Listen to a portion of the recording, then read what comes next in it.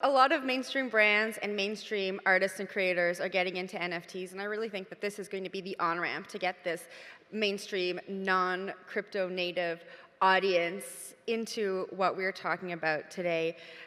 Kitty, we've seen, like Snoop Dogg, Paris Hilton, Samsung recently, all getting into NFTs.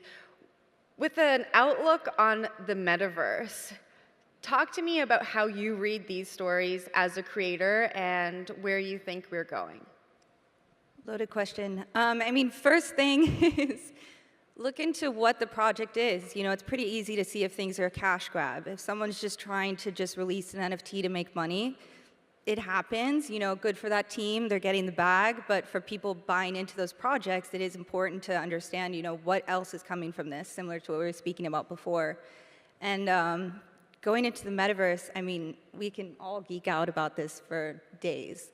There's so much capabilities in the metaverse. We've seen metaverse concerts and ways to, tokenomics of people now are getting money to attend these concerts in the metaverse. And it's a limitless place where you can still meet people all around the world, see your favorite musician, maybe go and be backstage in the metaverse. There's a lot of ways to do that, but I would just say look into the teams and how it's being built and what their roadmap is to be able to make this more than just that one initial sale.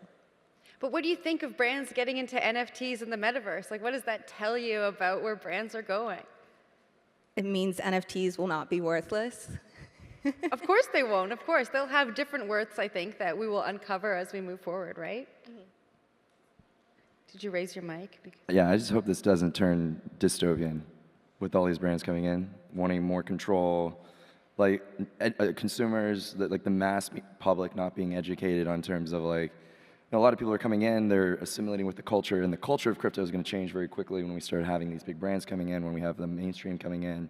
We have some of these larger companies sort of perhaps dictating in terms of the direction from the regulatory perspective.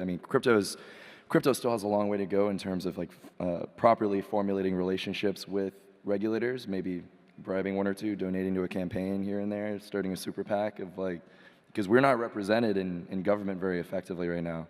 So I am concerned about how this could turn very dystopian, but I am also very optimistic for how protocols like Ethereum, very decentralized, very sort of grassroots embodiment of truly we're all going to make it, can fight back against this sort of worst case scenario for what these new digital playgrounds are going to evolve and turn into. And when it comes to NFTs and these amazing, all these celebrities are coming in, it's great.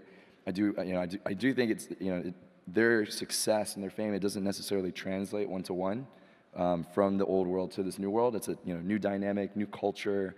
A lot of the tech isn't ready, and it requires even for their audiences a very thorough and sophisticated understanding of getting a wallet, participating, sort of dealing with maybe a rug pull or two, right? Dealing with maybe wallets not connecting, etc. So it's a different game for a lot of these celebrities to now build a new audience and figure out how to rebrand themselves. This is they're starting from square one, right? I've seen lots of celebrities that have come in and their NFTs mint below mint price now, or sorry, they're selling for lower than mint price. So it's not exactly, I'm super thankful that the cultures are starting to collide here, that they're starting to see this vision that we've been talking about and thinking about for many years. But yeah, it's going to be cool how crypto people and the old world can collaborate in terms of how we can reinvent culture, how can we reinvent their image, their brand to be more Web3, and ideally we can have the values of crypto ripple across the world, right, through these new networks that we're developing. I think brands entering Web3 right now are extremely brave because you kind of lose some control. And brands are all about controlling the narrative and controlling the message. And in the memosphere that is Web3, you can lose control very quickly. So there's an opportunity for folks who understand digital communities to shepherd brands into Web3 in a way that makes them comfortable with this lack of control, but also opens up their eyes to the possibilities. There's going to be two types of brands in the future. There's Web2 brands, or let's call them ancient brands. And then there's Web3 brands that give some semblance of control back to the consumer, some share of ownership in the brand's direction, the brand's governance, the brand's economics back to the community, and that's what Web3 enables. And so, I mean, we're kind of like talking about, okay, what would it mean if an airline came into the Web3 space and sold NFTs that represented a new type of loyalty point system? And the realization was maybe these airlines don't want to do that, and maybe like a DAO forms to buy an airline, and then based on what percentage of the DAO's tokens you own, you get to decide what the flight routes are and decide what the pricing is as a community member and a co-owner of this business moving forward.